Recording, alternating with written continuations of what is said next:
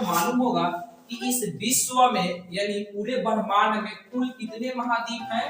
तो 7 महाद्वीप। होगा कि विश्व में सबसे बड़ा महाद्वीप की बात करें तो एशिया महाद्वीप है। मैं लिखा हूं कि भारत के दक्षिणतम बिंदु को क्या कहते हैं? तो भारत के दक्षिणतम बिंदु को क्या कहते हैं? इंदिरा पॉइंट। अब ये इंदिरा पॉइंट कहां पे स्थित है? तो अंडमान निकोबार द्वीप समूह पे स्थित है।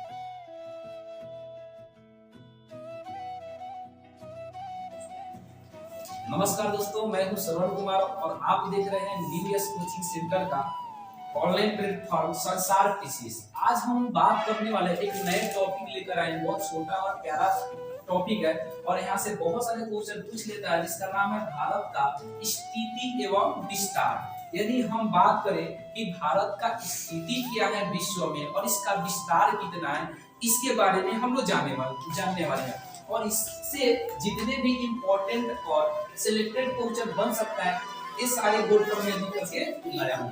तो आप ध्यान से देखिएगा। अगर मैं भारत का स्थिति और विस्तार के बात करें तो आपको मालूम होगा कि इस विश्व में यानी पूरे ब्रह्मांड में कुल कितने महाद्वीप हैं? तो 7 महाद्वीप हैं। कितने महाद्वीप हैं? 7 महाद्वीप हैं।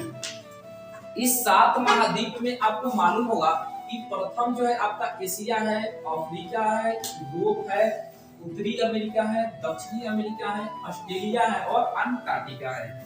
अब बात करें थोड़ा सा बेसिक के बात करें तो आपको ये भी मालूम होगा कि विश्व में सबसे बड़ा महाद्वीप की बात करें तो एशिया महाद्वीप है और एक यहाँ पे मैं लिखा हूँ अंटार्कटिका।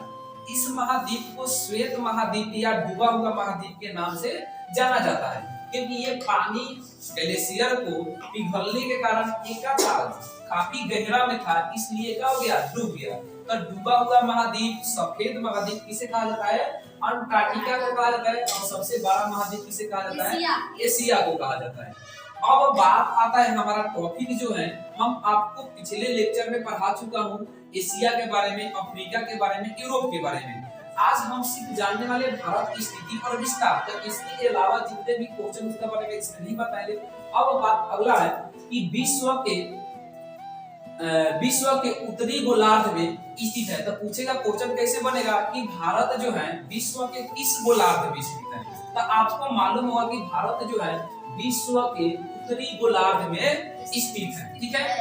अब बात आता है कि भारत के अक्षांशीय विस्तार और देशांतरीय विस्तार, ये कई बार क्वेश्चन बन चुका है। तो आपको मालूम होगा भारत के अक्षांशीय विस्तार कितना है उत्तर में?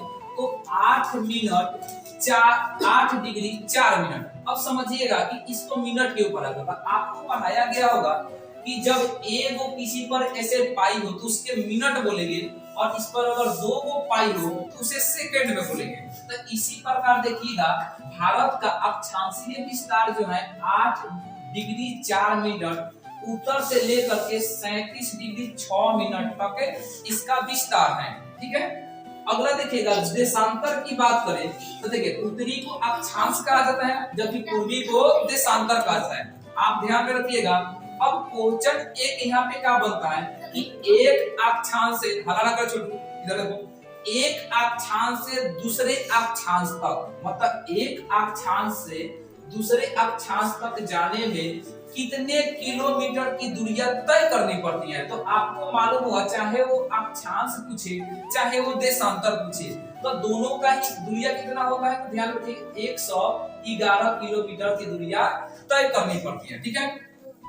अब देखिएगा अगर मैं बात करूं तो आपको मालूम हो गया कि उत्तरी अक्षांश और पूर्वी देशांतर। तो पूर्वी देशांतर में कितना है? तो 68 डिग्री 7 मिनट पूर्व से 97 डिग्री 25 मिनट पूर्व तक ये विस्तार है। किसका विस्तार है? भारत का है। ठीक है। क्योंकि बात ना करें आप नोट में मैं लिखा हूं कि भारत के दक्षिणतम बिंदु को क्या कहते हैं? तो भारत के दक्षिणतम बिंदु को क्या कहते हैं? इंदिरा पॉइंट। अब ये इंदिरा पॉइंट कहां पे स्थित है? तो अंडमान निकोबार द्वीप समूह पे स्थित है। तो भारत के दक्षिणतम बिंदु को क्या कहते हैं छोटू? इंदिरा पॉइंट। और ये कहां पे स्थित है? अंडमान निकोबार द्वीप समूह में स्थित है। उसी प्रकार ध्यान में रखिएगा नोट नंबर 2 है कि भारत के उत्तरोत्तर मतलब उत्तरी बिंदु को क्या कहते हैं? तो ये क्या कहते हैं, इंदिरा कोल कहते हैं। देखिए दक्षिणतम को इंदिरा पॉइंट कहते हैं, जबकि उत्तरी को इंदिरा कोल कहते हैं। ये इंदिरा पॉइंट जो है अंडमान निकोबार में है, जबकि इंदिरा कोल कहाँ पे है, जम्मू एंड कश्मीर में स्थित है। अब बात अगला आता है कि भारत को कर्क रेखा कितने डिग्री पर काटती है। तो आप ध्यान रखिएगा, भारत को कर्क रेखा 23 डिग्री 30 मिनट अर्थात आपको बताए थे कि 23.5 डिग्री पर लगभग बराबर भागों में काटे। लगभग मतलब बराबर नहीं, लगभग बराबर मतलब थोड़ा सा अधिक भी हो सकता है, थोड़ा सा कम भी हो सकता है। तो लगभग 2 बराबर भागों में बांटती है। अब बात आता है कि सर कर्क रेखा क्या होता है और मकर रेखा क्या होता है। तो आपको मालूम होगा इस लाइन को जो विश्व के बीचों बीच से गुजर गई, इसको 0 डिग्री लाइन या भूमध्य रेखा के नाम से जाना जाता है। भूमध्य रेखा से 23.5 डिग्री जब ऊपर जाइएगा तो यह जो रेखा मिलेगा इसका नाम है कर्क रेखा। क्या नाम है उसका, कर्क रेखा। ठीक इससे 23.5 डिग्री नीचे आइएगा तो इसका नाम है मकर रेखा। तो आपको मालूम होगा नाम है मकर रेखा।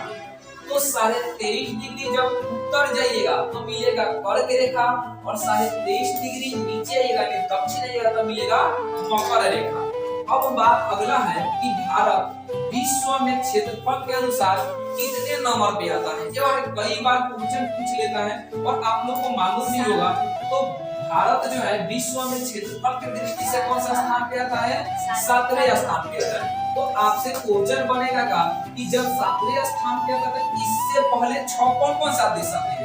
तो आपको मालूम होगा कि प्रथम स्थान पर कौन आता है, रूस आता है, दूसरे स्थान पर कनाडा, तीसरे स्थान पर चीन, चौथे स्थान पे अमेरिका, 5वें स्थान पे ब्राजील, उसके बाद 6ठे स्थान पे ऑस्ट्रेलिया और 7वें स्थान पे अपना भारत आता है। तो आपको मालूम होगा कि विश्व के क्षेत्रफल के अनुसार अगर बात करें कि भारत का स्थान कितना है तो 7वां है। प्रथम रूस है, दूसरा कनाडा है, तीसरा चीन है, चौथा अमेरिका है, 5वां ब्राजील और 6ठा ऑस्ट्रेलिया है और 7वां जो है अपना भारत है। लेकिन अगर एक तो क्षेत्रफल के अनुसार होगा, अब जनसंख्या की बात करें तो आपको मालूम होगा कि जनसंख्या के अनुसार भारत का जो स्थान है विश्व में दूसरा है। कौन सा है, दूसरा है।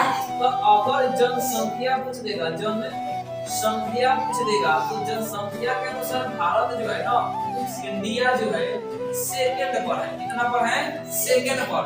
और फर्स्ट पर कौन है तो ये चीन है। लेकिन अगर बात करें क्षेत्रफल के अनुसार तो भारत जो है 7वें स्थान पर आता है। अब देखिएगा भारत का क्षेत्रफल विश्व में, मतलब भारत का क्षेत्रफल की बात करें विश्व के अनुसार तो कितना प्रतिशत है तो 2.4% इसका क्षेत्रफल है। जबकि जनसंख्या की बात करें तो 17.5% यहाँ पे जनसंख्या निवास करते हैं। अब थोड़ा सा और एक बात पॉइंट याद रखिएगा, अगर पूछ ले कि भारत का कुल क्षेत्रफल कितना है तो याद रखिएगा 32,87,263 वर्ग किलोमीटर है। इसका एक क्षेत्रफल है। ठीक है, तो एक छोटा सा एक प्रयास मेरा रहा आपको याद करवाने का, और इसके आगे का जितना भी क्वेश्चन बनेगा नेक्स्ट वीडियो में लेकर के मिलेंगे।